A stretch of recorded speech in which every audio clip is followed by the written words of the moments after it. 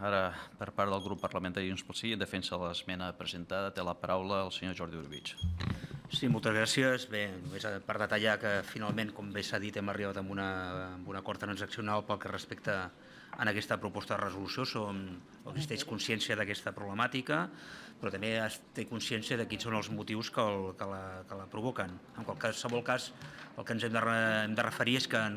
aquest encariment respecte a l'exterior no es produeix respecte dels productes bàsics, en quan aquests són coberts per la Direcció General de Serveis Penitenciaris, i parlem d'aquells productes que s'entenen no bàsics, que podrien ser fins al 29% de la totalitat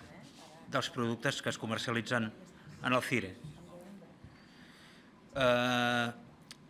Quina és la problemàtica que comporta l'encariment d'aquests productes? És que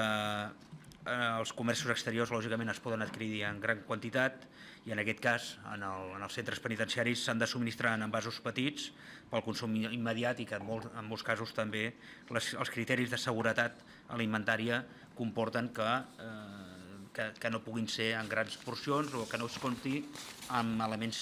frigorífics a les cel·les que permetin la seva conservació. Tot i això, en sintonia amb la proposta de resolució que s'ha presentat pel grup de Ciutadans, voldríem evidenciar que ja des de l'any 2013 s'està duent a terme una política per mirar de millorar els preus, i en aquest cas l'any 2013 es van rebaixar 16 articles fins a un 9%, l'any 2014 194 articles fins a un 5,45%, l'any 2015 67 articles amb una rebaixa mitjana del 4% i el 2016 23 articles amb una rebaixa mitjana del 8,59%. Entenem, en sintonia amb la proposta de resolució, que hem de perseverar i també garantir, en qualsevol cas, que es garanteixen els articles d'higiene mínim, femení amb un nombre mínim, com és el que s'està